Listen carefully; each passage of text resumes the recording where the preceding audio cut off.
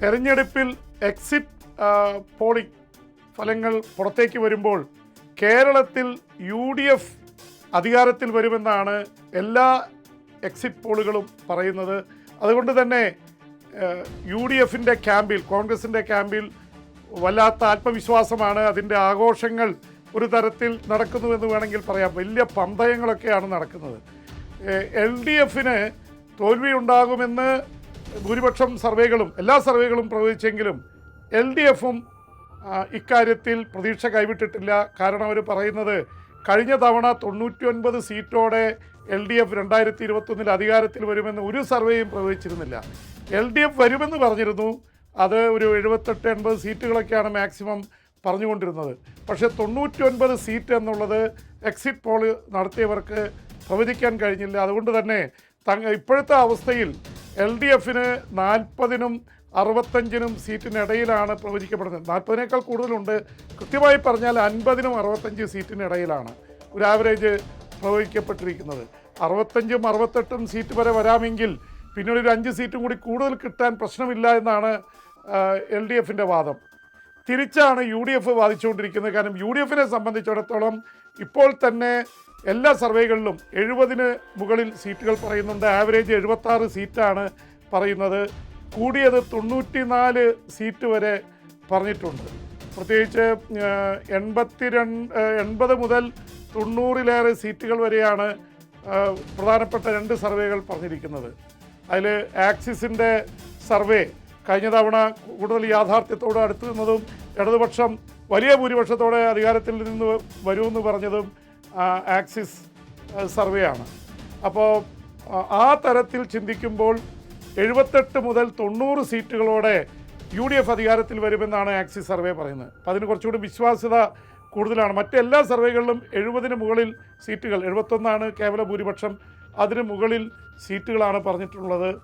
എല്ലാ സർവേകളും കൂടി കൂട്ടിവെച്ചാലും 76 സീറ്റിൽ അധികം UDFന് കോൺഗ്രസിന് ലഭിക്കുമെന്നാണ് ചൂണ്ടിക്കാണിച്ചിരിക്കുന്നത്. അതേസമയം LDFന് ആവറേജ് പറഞ്ഞിരിക്കുന്നത് 60 മുതൽ 62 സീറ്റാണ്. അതേസമയം താഴോട്ട് 49-50 സീറ്റ് വരെ കുറയാമെന്നും പറയുന്നുണ്ട്. അപ്പോൾ ഈ തരത്തിലുള്ള സർവേ വന്നത് 10 വർഷത്തെ ഇടതു ഭരണത്തിന് ശേഷം വീണ്ടും UDF കോൺഗ്രസിൻ്റെ നേതൃത്വത്തിൽ അധികാരത്തിൽ വരുന്നുവെന്നുള്ള ധ്വനിയാണ് ഉണ്ടാക്കിയിരിക്കുന്നത്. അതുകൊണ്ട് തന്നെ ഭരണമാറ്റത്തെ ചൊല്ലിയുള്ള ചർച്ചകൾ വളരെ സജീവമായിരിക്കുന്നു. പക്ഷേ മുഖ്യമന്ത്രി എന്ന നിലയിൽ ഒരാളെ മാത്രമാണ് ഇത്തവണ ഹൈലൈറ്റ് ചെയ്തുകൊണ്ട് വന്നത്. അത് ഇപ്പോഴത്തെ മുഖ്യമന്ത്രി LDFിൻ്റെ സാരഥിയായിട്ടുള്ള പിണറായി വിജയനാണ്. 31%-ലേറെ 32% വോട്ട്.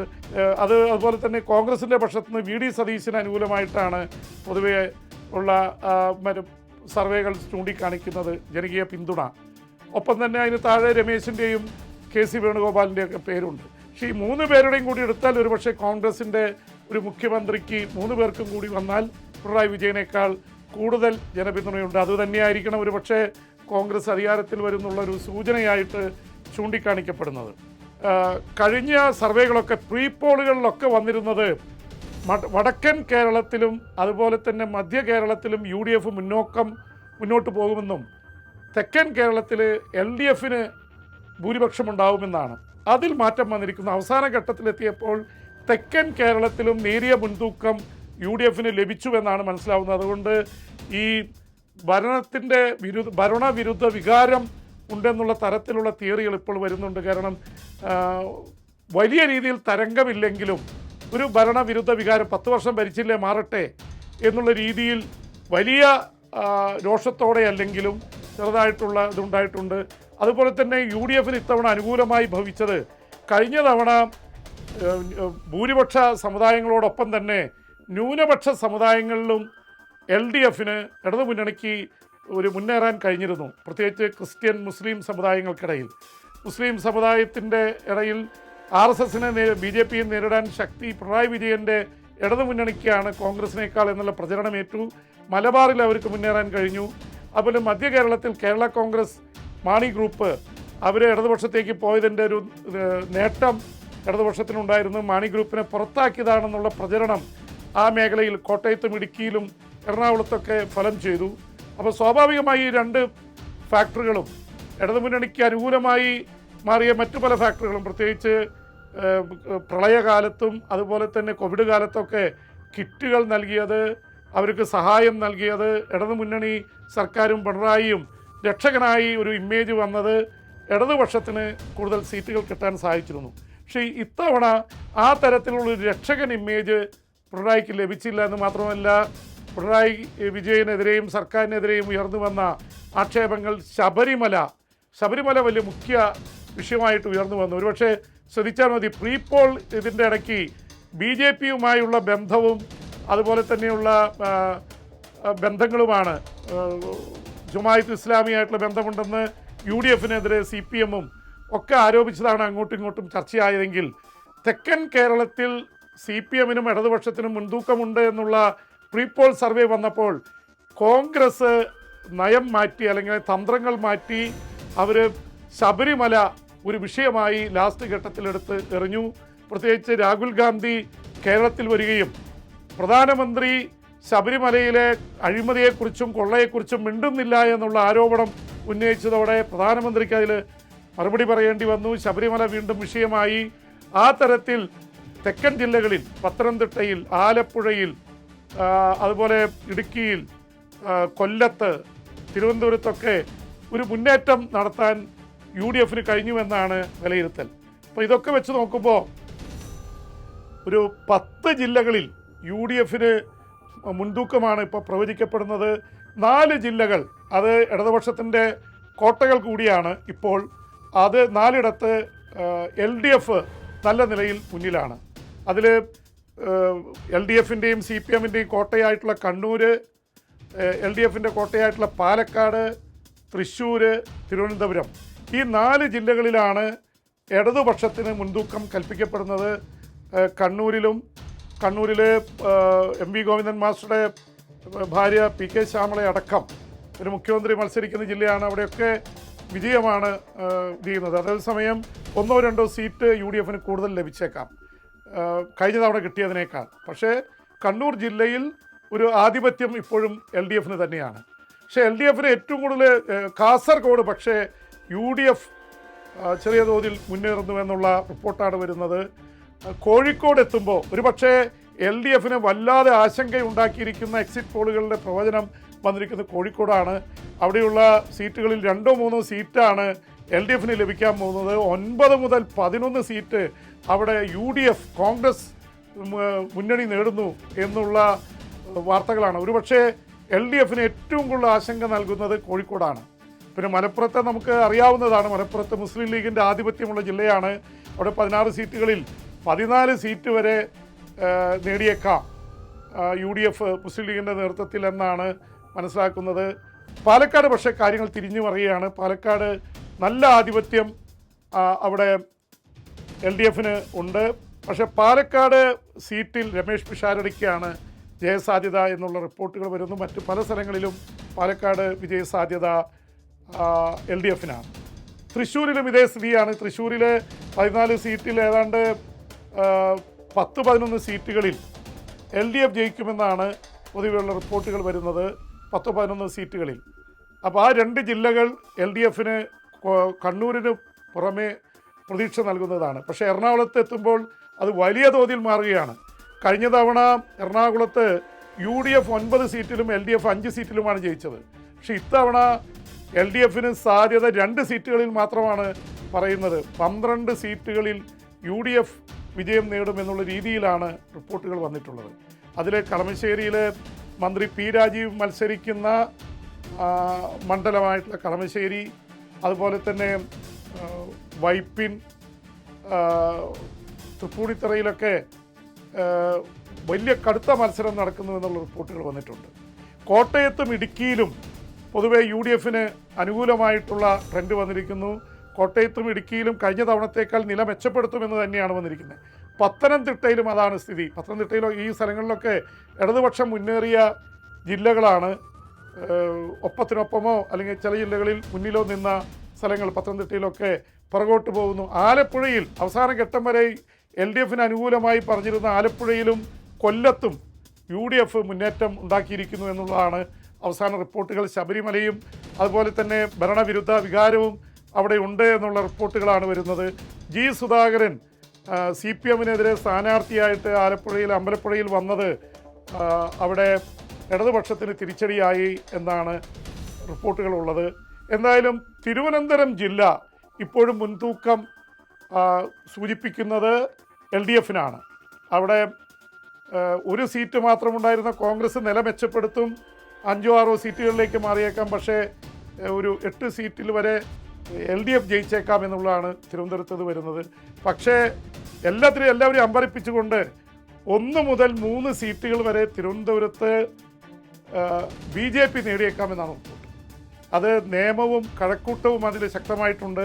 നേമത്ത് BJPക്ക് ഒരു സാധ്യത മുൻതൂക്കം കൽപ്പിക്കപ്പെടുന്നു. നേമത്ത് രാജീവ് ചന്ദ്രശേഖർ BJPയുടെ സംസ്ഥാന പ്രസിഡന്റാണ് മത്സരിക്കുന്നത്. അദ്ദേഹം വിജയിക്കുമെന്നുള്ള തരത്തിൽ റിപ്പോർട്ടുകൾ വരുന്നുണ്ട്. കടകംപള്ളിയും അതുപോലെ തന്നെ V മുരളീധരനും BJPയുടെ മുൻ സംസ്ഥാന പ്രസിഡന്റും കേന്ദ്രമന്ത്രിയുമായിരുന്ന V മുരളീധരൻ മത്സരിക്കുന്ന കഴക്കൂട്ടം അവിടെ മുൻ മന്ത്രി കടകംപള്ളിക്കെതിരെയാണ്. കഴിഞ്ഞ തവണ കടകംപള്ളിയോട് മത്സരിച്ച് തോറ്റതാണ്.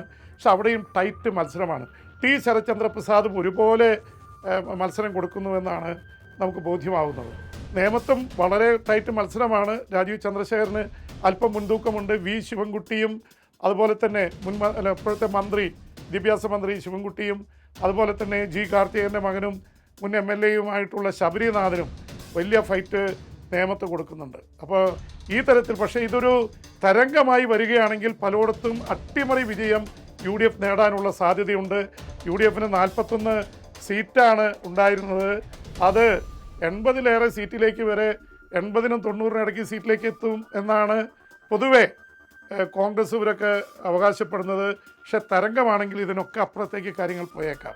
പക്ഷെ ഇപ്പോഴും LDF പ്രതീക്ഷിക്കുന്നത് MLA-മാരുടെ പെർഫോമൻസ് 99 MLA-മാരിൽ മിക്കവാറും MLA-മാരുടെ പെർഫോമൻസ് ഗംഭീരമായിരുന്നു. അതുകൊണ്ട് അവർ തോൽക്കാനിടയില്ല എന്നാണ് ഇടതുപക്ഷത്തിൻ്റെ CPM-ൻ്റെയും വാദം. പക്ഷെ തിരിച്ചൊരു വാദമുള്ളത്, ഇത് മുഖ്യമന്ത്രി പിണറായി വിജയൻ നേതൃത്വം നൽകുന്ന ഇപ്പോഴത്തെ സർക്കാരിന് അനുകൂലമോ പ്രതികൂലമോ എന്നുള്ള തരത്തിൽ ഒറ്റ ചോദ്യത്തിലേക്ക് കാര്യങ്ങൾ എത്തിയിരിക്കുന്നു. അതുകൊണ്ട് പിണറായി വിജയനാണ് പ്രധാനമായിട്ടും ഇവിടെ സ്ഥാനാർത്ഥി. അതുകൊണ്ട് പിണറായി വിജയന് അനുകൂലവും പ്രതികൂലവുമായിട്ടുള്ള കാര്യങ്ങളാണ് ഇവിടെ ചെയ്യപ്പെടുന്നത്. ഇത് മാത്രമല്ല, ആ തരത്തിലുള്ള ഒരു പ്രചരണമാണ് ഇടതുപക്ഷം അഴിച്ചുവിട്ടത്.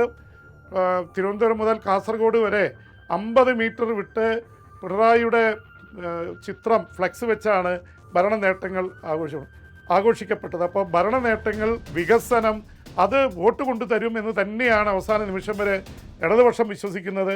അതുകൊണ്ട് തന്നെ ഈ എക്സിറ്റ് പോളുകൾ ഞങ്ങൾ വിശ്വസിക്കുന്നില്ല, അതിനപ്പുറത്തേക്കൊരു റിസൾട്ട് ഉണ്ടാവും എന്ന് ഇപ്പോഴും അവസാന നിമിഷത്തിലും അവർ ഉറച്ചു വിശ്വസിക്കുകയാണ്. പക്ഷേ പിണറായി ഭരണവിരുദ്ധ വികാരമുണ്ട് എന്ന് പ്രതിപക്ഷം അതിശക്തമായിട്ട് എല്ലാ പ്രചരണ യോഗങ്ങളിലും പറഞ്ഞിരുന്നു.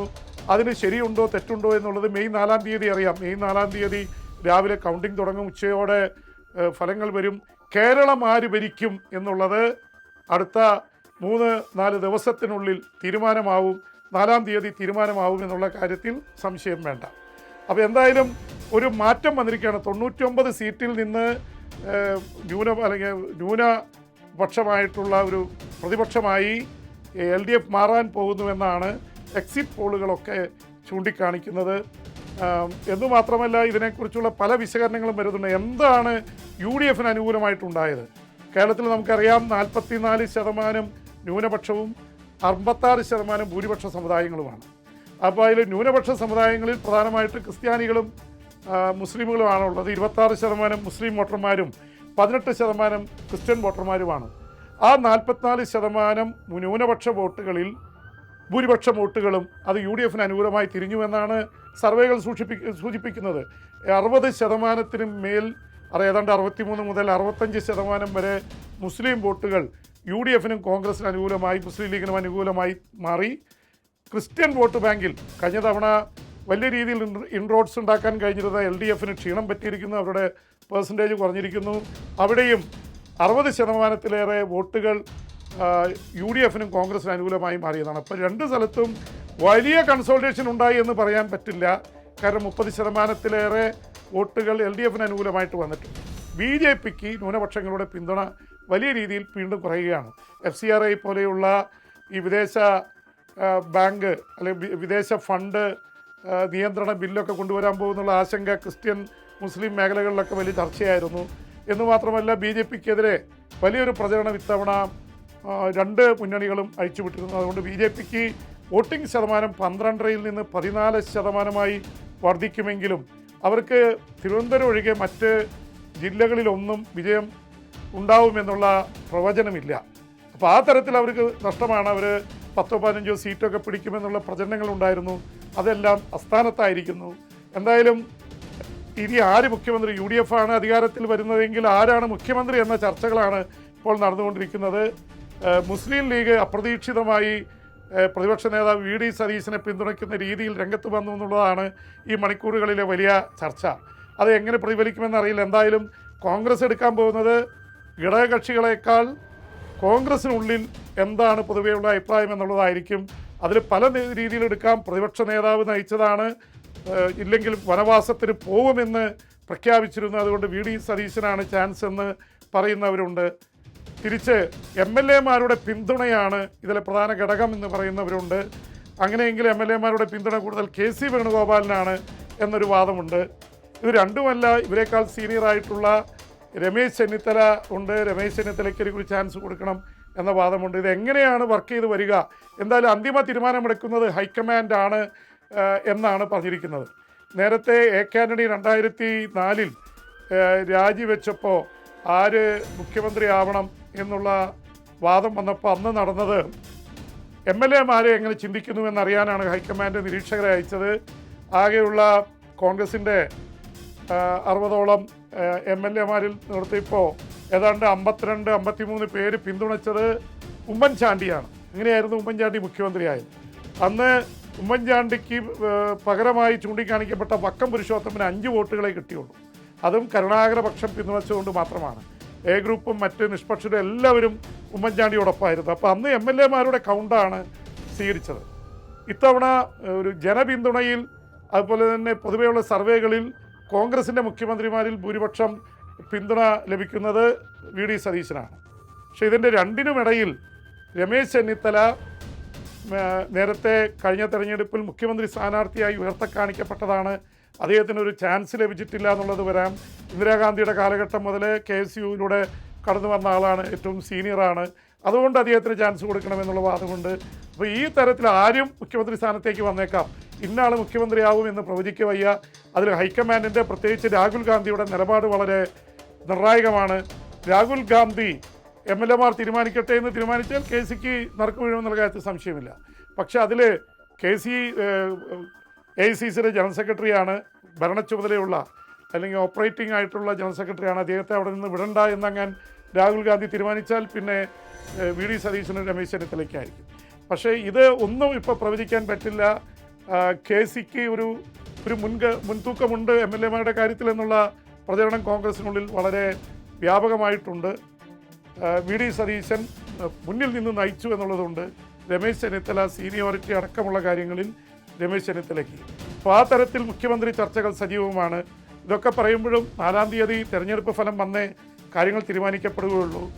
ഭൂരിപക്ഷം ജയിച്ചു വരുന്നതിൻ്റെ ഭൂരിപക്ഷം കുറവാണെങ്കിൽ ഒരുപക്ഷെ ഘടകകക്ഷികൾക്ക് സേ വരും. മുസ്ലിം ലീഗിനും കേരള കോൺഗ്രസ് ജോസഫ് ഗ്രൂപ്പ് അല്ലെങ്കിൽ കേരള കോൺഗ്രസിനും അതുപോലെ തന്നെ RSPക്കും ഒക്കെ അവരുടെ സേ വരുന്ന അവസ്ഥയുണ്ടാവും. അങ്ങനെ വന്നാൽ എന്തായിരിക്കും എന്നുള്ളത് പ്രധാനപ്പെട്ടതാണ്. ഇനി 10-90 സീറ്റിൽ ജയിച്ചാൽ സ്വാഭാവികമായിട്ടും കോൺഗ്രസിന് 10-65 സീറ്റ് കിട്ടാനുള്ള സാധ്യതയുണ്ട്. അങ്ങനെയാണ് വരുന്നതെങ്കിൽ കോൺഗ്രസിൻ്റെ തീരുമാനമായിരിക്കും പൂർണ്ണമായും നടപ്പാവുക. ഘടകകക്ഷികളുടെ വാക്കുകൾക്ക് അവർ ചെവി കേൾക്കേണ്ടതില്ല. എന്ന് മാത്രമല്ല, കോൺഗ്രസ് എപ്പോഴും എടുക്കുന്ന നിലപാട് കോൺഗ്രസിൻ്റെ നേതാവിനെ കോൺഗ്രസ് തിരഞ്ഞെടുക്കുമെന്നാണ്. ഘടകകക്ഷികൾ പറഞ്ഞതുകൊണ്ട് മാത്രം അതിൽ മാറ്റമുണ്ടാവണമെന്നില്ല. എന്തായാലും ഇതൊരു വളരെ സങ്കീർണമായൊരു അവസ്ഥയാണ് ലീഡർഷിപ്പിനെ തിരഞ്ഞെടുക്കുക അല്ലെങ്കിൽ മുഖ്യമന്ത്രിയെ തിരഞ്ഞെടുക്കുക എന്നുള്ളത്. അതിൽ ആഭ്യന്തരമന്ത്രി, ധനകാര്യമന്ത്രി തുടങ്ങിയിട്ടുള്ള അങ്ങോട്ടും ഇങ്ങോട്ടൊക്കെ വെച്ച് മാറാവുന്ന വഴികളുണ്ട്. എന്തായാലും ഇത്തവണ സംഭവിക്കാൻ പോകുന്നത് എല്ലാ ഘടകകക്ഷികൾക്കും കൂടുതൽ സീറ്റുകൾ കിട്ടാൻ സാധ്യതയുണ്ട്. മുസ്ലിം ലീഗ് 5 മന്ത്രിക്ക് വേണ്ടി ചോദിക്കുമോ, അല്ലെങ്കിൽ 4 മന്ത്രിമാരും അതുപോലെ ഡെപ്യൂട്ടി സ്പീക്കറുമായിരിക്കുമോ, ജോസഫ് ഗ്രൂപ്പിന് 2 മന്ത്രിമാരുണ്ടാവുമോ, അല്ലെങ്കിൽ ഒരു മന്ത്രിയും ചീഫ് വിപ്പായിരിക്കുമോ, തുടങ്ങിയിട്ടുള്ള പല കാര്യങ്ങളും ചർച്ച ചെയ്യപ്പെടേണ്ടതുണ്ട്. അപ്പോൾ അതിലേക്കൊന്നും എത്തുന്നില്ല. എന്തായാലും മന്ത്രിസഭയ്ക്ക് UDFനാണ് സാധ്യത കൂടുതലെന്ന് എക്സിറ്റ് പോളുകൾ പറയുന്നു. അതേസമയം ഒരു 3ാം ഊഴം ഇടതുപക്ഷത്തിന് ലഭിച്ചാൽ അതൊരു വല്ലാത്ത വരവായിരിക്കും. കാരണം പിണറായി വിജയൻ രണ്ടാമത് വന്ന് തന്നെ തുടർഭരണം കിട്ടിയത് തന്നെ കേരള ചരിത്രത്തിൽ വലിയ സംഭവമായിരുന്നു.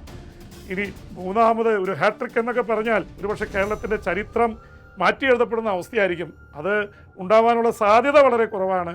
അങ്ങനെ സംഭവിച്ചാൽ കോൺഗ്രസ്സിന് ക്ഷീണമാണ്. CPM-നെ സംബന്ധിച്ചിടത്തോളം CPM-ന് വേറെ ഒരു സംസ്ഥാനത്തും ഭരണമില്ല. അതുകൊണ്ട് കേരളം അവസാനത്തെ തുരുത്താണ്. ആ തുരുത്തിൽ വിജയിക്കേണ്ടത് നിർബന്ധമായിരുന്നു. അതിനുള്ള ഒരുപാട് ഫൈറ്റ് നടത്തിയിട്ടുണ്ട് ഇടതുപക്ഷം. പക്ഷേ പൊതുവെയുള്ള ജനവികാരം UDF-ന് അനുകൂലമായി തിരിഞ്ഞുവെന്നാണ് ഈ നമുക്കിപ്പോൾ ലഭിക്കുന്ന റിപ്പോർട്ടുകളിൽ നിന്ന് വ്യക്തമാകുന്നത്.